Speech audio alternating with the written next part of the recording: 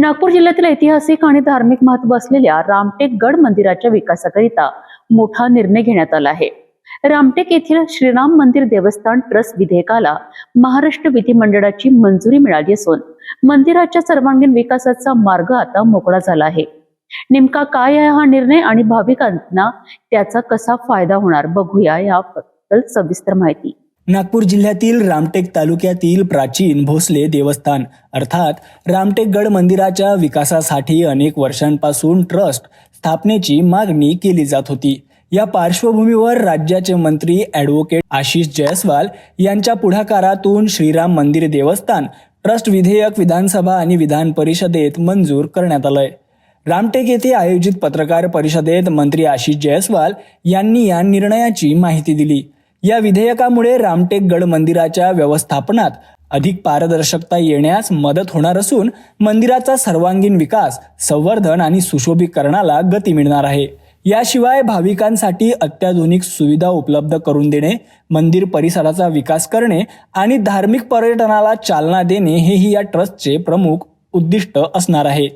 रामटेक गड मंदिर हे विदर्भातील ऐतिहासिक आणि धार्मिक दृष्ट्या अत्यंत महत्त्वाचं तीर्थक्षेत्र मानलं जातं।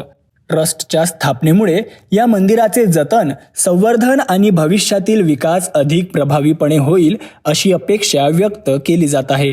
स्थानिक नागरिक आणि भाविकांनी या निर्णयाचं स्वागत केलं असून यामुळे रामटेकच्या धार्मिक आणि पर्यटन विकासाला नवी दिशा मिळेल असा विश्वास व्यक्त केला जातोय।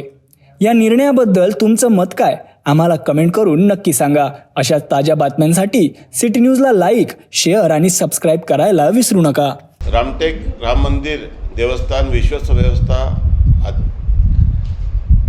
कायदा 2026 हा विधानसभेत पारित करण्यात आला आणि 1971 पासून रामटेकच्या राम मंदिरामध्ये न्यायालयीन वाद सुरू होते। वारंवार न्यायालयाने या मंदिराला पब्लिक ट्रस्ट केलं, परंतु पब्लिक ट्रस्ट गठीत होऊ शकलं नाही आणि विधिमंडळात कायदा करून 8 तारखेला मंत्रिमंडळाने कॅबिनेटमध्ये याला मंजुरी दिली। 10 तारखेला एकाच दिवशी माननीय मुख्यमंत्री महोदय, दोन्ही उपमुख्यमंत्री, माझी स्वाक्षरी सोबत चीफ सेक्रेटरीची स्वाक्षरी होऊन तो विधानसभेत आणि विधान परिषदेत मांडण्यात आला आणि त्याला मंजुरी दिली। मी राज्याचे मुख्यमंत्री, दोन्ही उपमुख्यमंत्री यांचा मनापासून धन्यवाद देतो। आमच्या विभागाच्या टीमने यात खूप मेहनत केली आणि त्यांच्या या परिश्रमामुळेच या अधिवेशनात हा कायदा पारित होऊ शकला आणि लवकरच रामटेकमध्ये एक पूर्ण वेळ काम करणारी एक विश्वस्त व्यवस्था ट्रस्ट या ठिकाणी व्हावी आणि यातून रामटेकच्या लोकांची स्वप्नपूर्ती व्हावी आणि रामटेकचा मंदिर आर्थिकदृष्ट्या समृद्ध व्हावं, उलाढाल वाढावी।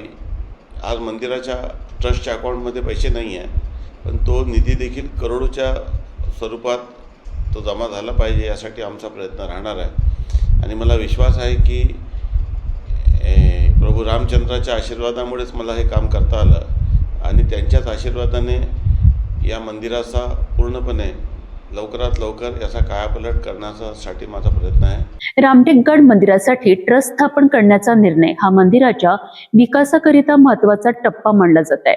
आता या ट्रस्टच्या माध्यमातून विकास कामे किती वेगाने पूर्ण होतात आणि भाविकांना कोणत्या नव्या सुविधा मिळतात याकडे सर्वांचे लक्ष लागले आहे।